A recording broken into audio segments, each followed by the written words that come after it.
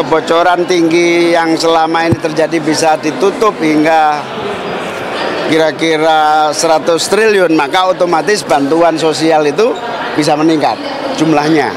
Saya menegaskan akan melakukan efisiensi sekaligus bekerja keras menutup kebocoran anggaran. Sehingga kalau kebocoran tinggi yang selama ini terjadi bisa ditutup hingga kira-kira 100 triliun, maka otomatis bantuan sosial itu bisa meningkat jumlahnya. Sehingga bantuan sosial yang bisa bersifat tunai ke masyarakat atau program-program pemberdayaan itu bisa kita lakukan dengan baik dengan jumlah yang besar. Kemiskinan ekstrim, kemiskinan, kemudian rentan miskin, kita dorong lagi menjadi masyarakat berdaya dan mandiri. Ketika masyarakat berdaya dan mandiri, maka jumlah kaum miskin akan berkurang, jumlah orang menjadi pelaku ekonomi yang produktif semakin banyak. Karena itu insya Allah dengan efisiensi APBN, dengan upaya mengurangi kebocoran APBN, maka bantuan sosial akan semakin tinggi. Penambahan anggaran bansos 100 triliun itu apakah akan diusulkan di 2025 ya Pak? Sampai hari ini belum, itu baru harapan saya. Saya berharap akan ada tambahan bantuan sosial yang besar di 2025 supaya masyarakat memiliki keberdayaan. Tadi memberikan arahan juga kepada kepala daerah soal bagaimana melakukan koordinasi bansos dari pusat ke daerah. Betul, ada quick win, program cepat yang harus segera diatasi. Data tunggal terpadu. Data tunggal terpadu ini agar kaum miskin yang jumlahnya puluhan juta itu betul-betul tepat sasaran. Jangan sampai orang yang bukan miskin tapi masuk data miskin. Evaluasi selama ini dalam penyaluran bansos apa Pak kalau dari pemerintah pusat supaya tidak terulang di pemerintah daerah? Betul, paling pokok data. Kita minta kepala daerah melakukan sinkronisasi data dengan BPS, dengan berbagai data yang real sehingga tidak membocorkan bantuan sosial yang tidak tepat sasaran. Di Jokowi punya reksosek ya Pak? Ya. Semua diintegrasikan, semua data kemiskinan diintegrasikan dalam satu koordinasi BPS sekaligus dalam naungan Bappenas. Apa untuk subsidi juga akan menggunakan data yang satu ini untuk subsidi? Ya, betul, subsidi. Jadi gini, subsidi itu yang paling bawah, masyarakat miskin ekstrim itu akan bantuan langsung tunai.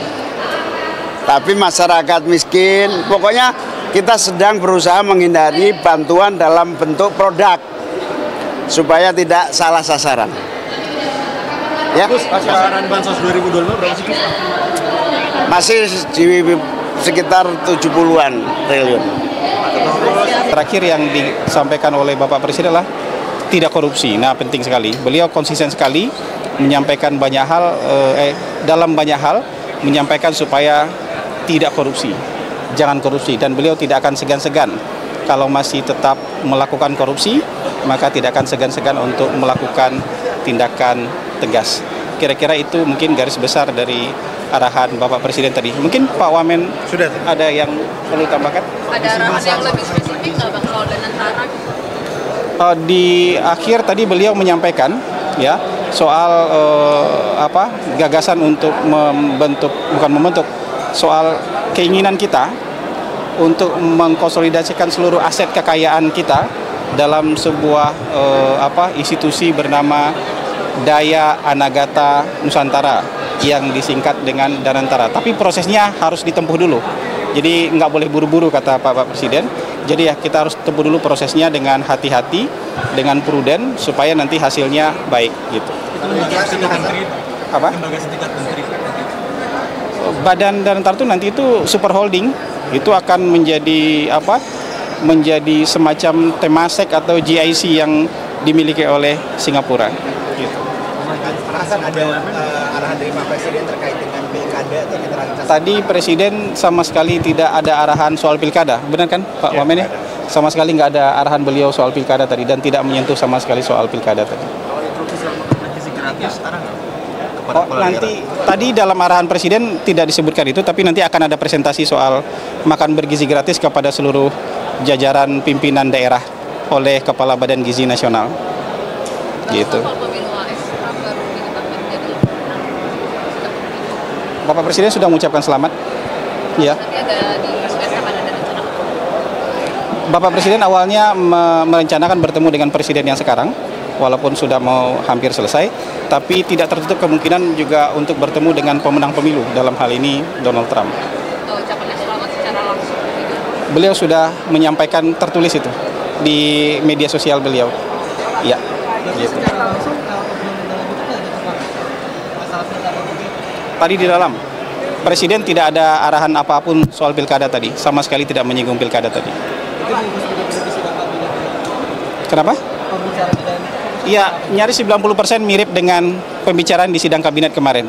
Jadi ini yang kalau arahan kepada menteri kan di sidang kabinet, dan arahan untuk seluruh pimpinan di daerah itu di rapat koordinasi pusat daerah hari ini. Jadi kira-kira 90% arahannya isinya sama. TP 47. Nah, nanti bisa dihapus. Itu kan yang soal penghapusan utang itu kan keinginan dari pemerintah untuk supaya petani-petani, ya, para nelayan, para pekebun gitu ya, yang selama ini terlilit utang, kredit misalnya, atau juga ada masyarakat kecil yang selama ini menjadi peserta program bergulir pemerintah yang tidak mampu membayar utang mereka sudah lebih dari 10 tahun gitu ya. Kemudian sudah ditagih secara optimal oleh perbankan, sudah ada restrukturisasi utangnya, tapi tetap tidak bisa membayar, dan sebenarnya oleh bank sudah lama tidak dicatat sebenarnya sama bank, tapi kan hak tagihnya tetap ada. Nah, dengan ini mereka sekarang sudah bisa terbebas dari hutang. Karena kalau mereka tidak dibebaskan dari catatan hutang, mereka nggak bisa mengajukan kredit, kena BI checking kan?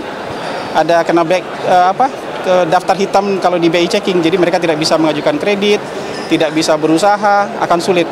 Jadi kalau misalnya dihapuskan ini, rakyat kecil, pelaku UMKM, para petani, para nelayan yang kemarin itu kena BI checking, kena blacklist BI checking, sekarang bisa terbebas dari itu, dan mereka bisa memulai usaha lagi untuk membuka peluang hidup yang lebih baik. Jadi kalau menurut perhitungan Kementerian Keuangan, hampir 600.000 orang yang bisa di-cover oleh program ini. Artinya ada 600.000 masyarakat kecil, ada 600.000 keluarga yang akan terbebas dari, kalau dari sisi banknya piutang ya, tapi kalau dari sisi mereka sendiri itu disebut dengan utang, kira-kira begitu.